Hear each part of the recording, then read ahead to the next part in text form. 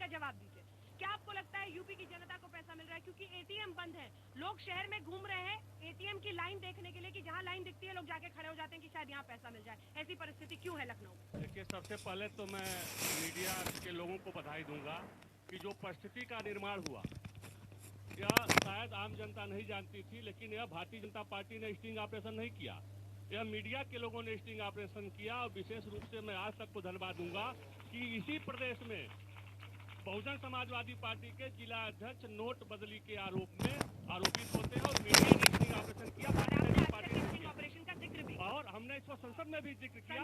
40% लेकर के बसपा, सपा, कांग्रेस, जदयू और एनसीपी के नेता लोग नोट बदली का काम किए। जब नोट बदली का काम होगा, झूठ बोल रहे हैं यार, झूठ बोलना बंद करो। बदलने के लिए काम कर रहे हैं और आप नोट बदलने के लिए काम कर रहे हैं। क्या झूठ बोल रहे हो?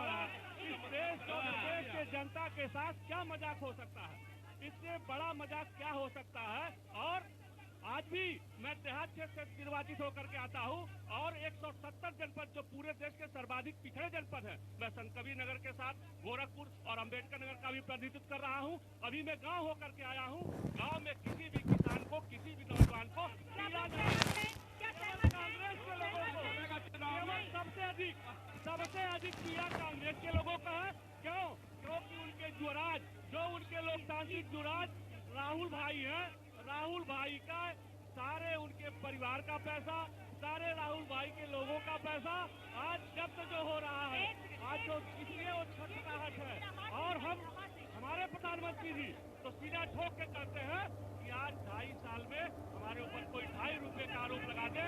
और इसके पहले जो प्रधानमंत्री जी थे कांग्रेस पार्टी के लोगों के द्वारा जो बनाए गए थे और जो और प्रधानमंत्री थे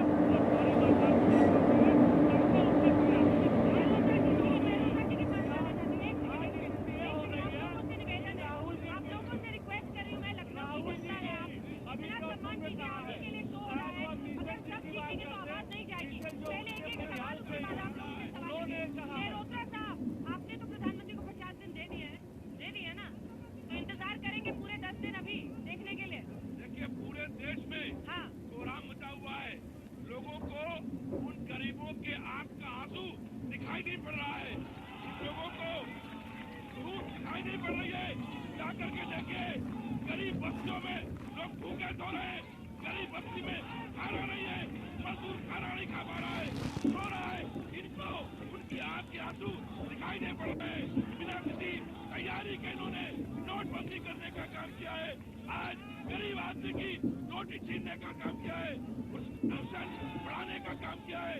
जो बड़े पूंजीपति है उनके पास नोट बदलने का काम किया है। ये खुद मान रहे हैं कि करप्शन बढ़ा है, नोट बदलने का काम हो रहा है। नोट कौन बदल रहा है? नोट आप बदल रहे हैं। बीजेपी के लोग बड़े बड़े नेता बदलने का काम कर रहे हैं। लाइन में 150 लोग मर गए हैं। कौन जिम्मेदार है उन लोगों का? तो लाइन में खड़े खड़े मर गए। अभी आपने देखा, आपने कहा है कि लखीमपुर में एक आदमी की आज मौत हुई है। कौन दोषी है इसका? इसके दोषी नरेंद्र मोदी है, इसके दोषी भारतीय जनता पार्टी है। आज गरीब आदमी अपना पैसा निकालने गया है और लाइन में उसकी मौत हो गई है। कौन जिम्मेदार है? कौन दोषी है उसका? प्रदीप जैन एक सवाल कर लेते हैं, फिर आप लोगों के भी सवाल आएंगे। थोड़ा सा धीरज रखिए प्लीज, आप सबसे मेरा रिक्वेस्ट है। जैन साहब एक सेकंड, सवाल तो सुनो। आज राहुल गांधी जी ने कहा कि प्रधानमंत्री को पता है कि स्विस बैंक में किस किस के खाते हैं। साहब, आपको 10 साल में पता चला था या आप भी मौन रह गए थे पता लगने के बाद? निश्चित रूप पता ही नहीं चल पाया। हमारे देश के प्रधानमंत्री की ये जिम्मेदारी है। आपको ये बात ध्यान होगी, 2014 में उन्होंने कहा था, मित्रों अगर मैं 100 दिन में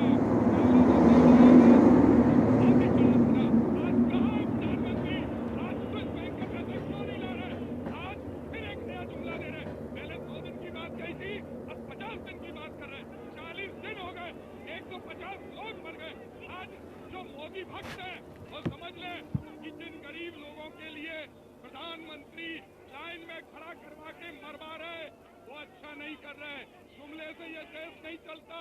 पहले प्रधानमंत्री जी कहते थे कि हम काला धन निकाल रहे हैं, अब कहते हैं हम कैशलेस व्यवस्था करेंगे इस देश के अंदर। अंजना जी, आज गांव के अंदर नेटवर्क कनेक्ट नहीं होता। 15 करोड़ लोगों के पास स्मार्टफोन है। आज 7.5 लाख गांव हैं, 13 लाख उसके मजरे हैं, और आपके पास जो POS है जिसे स्वाइप करके भिखारी को प्रधानमंत्री जी दिखा रहे थे, वो केवल 6,53,000 है। ATM 2,22,000 है। अब कैशलेस व्यवस्था की बात करने लगे।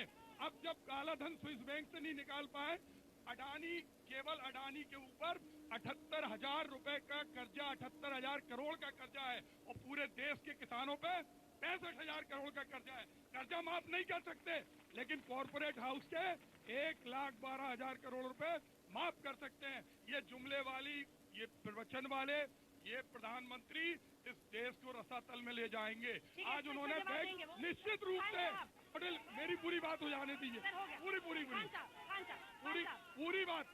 मैं गुजरात मॉडल है ना, एक चाय वाले के पास 1900 करोड़ रुपए निकले, नहीं निकले?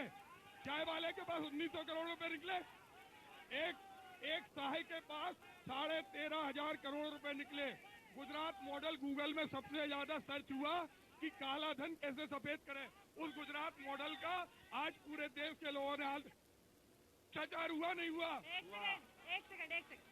खान साहब, मायावती इस पूरी लड़ाई में कहाँ खड़ी है? क्योंकि बार बार बीजेपी जब प्रहार कर रही है चुनाव के लिए, तो कह रही है कि दलित की बेटी नहीं, दौलत की बेटी है। दौलत के गिर्द उनको घेरा जा रहा है। एक सेकंड प्लीज। यहाँ अलग लड़ाई, सियासी संग्राम छिड़ा हुआ है। अब जल्दी से जवाब दे, फिर जनता के सवाल। देखिए, जिस दिन से नोटबंदी का ऐलान हुआ है और उसके बाद संसद चली है, हमारी पार्टी की राष्ट्रीय अध्यक्ष सुश्री मायावती जी ने पहले कहा कि मोदी जी आके पार्लियामेंट में बैठे और बात सबकी सुने और किसानों के दर्द को समझे, और जवाब देते ही दिया उन्होंने जवाब। आपके अमित शाह जी कहते हैं कि बहन जी का चेहरा उतरा हुआ है। मैं कहता हूँ चेहरा नहीं उतरा हुआ है, बहन जी दुखी हैं, किसान मर रहा है, 150 लोगों की जान गई है। आप सोचिए कितनी बड़ी ये बात है, 150 लोगों की जान गई है, उस पर एक शब्द नहीं आया है मोदी जी का या भारतीय जनता पार्टी के लोगों का। आज किसान मजबूर है, आज दिहाड़ी मजदूर को मजदूरी नहीं मिल रही है। आज जो है गांव में जाइए आप, यहाँ शहरों की बात मत करिए, गांव में आप जाइए, आदमी 1-1 रुपए के लिए परेशान है। आप जरा बताइए, सवाल पूछना चाहते हैं, हाथ उठाइए। मायावती जी पीछे खड़ी भी है, हम लोग के भीड़ के पीछे, उधर पीछे खड़ी है मायावती जी है। मायावती जी आप जहाँ बैठे हो, ये भी मायावती जी का बनाया हुआ है। ये मूर्ति भी मायावती जी का बनाई हुई है, ये रोड भी बनाया हुआ है, ये पुल भी बनाया हुआ है, बहन जी का ही बनाया हुआ है। आज लखनऊ को पूरा देश देख रहा है, ये गलत बात है।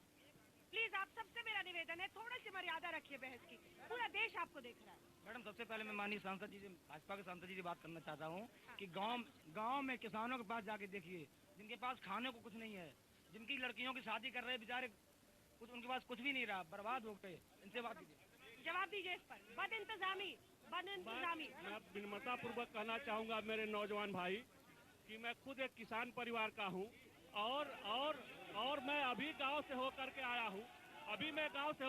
हूँ, और नौजवानों और किसानों के साथ अब तक किसी ने अगर क्रूर मजाक किया है तो देश की कांग्रेस सरकार ने किया है। कांग्रेस सरकार ने जवानों को, किसानों को, महिलाओं को, अगर आज कितना झूठ बोलोगे यार, गाँव में पैसा नहीं मिल रहा, गाँव में पैसा नहीं मिल रहा, से दूर रखा है तो केवल कांग्रेस ने किया है। और कांग्रेस के लोगों को तो मोदी भक्तों ने झूठ बोला का ठेका ले रखा है। भ्रष्टाचार के सारे निवेदन कर दिए। वो कांग्रेस अगर भ्रष्टाचार पे बात करे, वो कांग्रेस नौजवानों किसानों की बात करे, तो पूरे नौजवानों किसानों की दुर्दशा की बताता है। उत्तर प्रदेश के मंत्री से पूछना चाहता हूं कि लखनऊ राजधानी है, जिस तरह यहाँ PCS अधिकारियों की पिटाई हो रही है, और नोटबंदी भूल गए। ये लोग जो है विषय को बदलना चाहते हैं। आज जो है 150 लोगों की मौत हुई है, और बताइए प्रधानमंत्री जी ने जो लोगों की मौत हुई है उस पर किसी पर अनुदान देने का मंत्री जी से मैं सवाल करना चाहूंगा, कि जब डेंगू शहर में प्रॉब्लम है, जनता को बचाया गया, जनता के मुक्त मुद्दे से जनता का ध्यान बांटना चाहते हैं, चुनाव भी होने वाले हैं, जनता के मुक्त मुद्दे से जनता का ध्यान बांटना चाहते हैं। जल्दी मैं ये पूछना चाहूंगा, भाजपा ने आज तक 2.5 साल 3 साल राज कर लिया केंद्र में, सीधे लाभ क्या दिया जनता को? हमने 500 रुपए की पेंशन दी, समाजवादी सरकार ने 500 रुपए की पेंशन दी। ब्रेक के लिए सवाल का जवाब ब्रेक के बाद जब लौटेंगे तो जनता के और भी सवाल लखनऊ से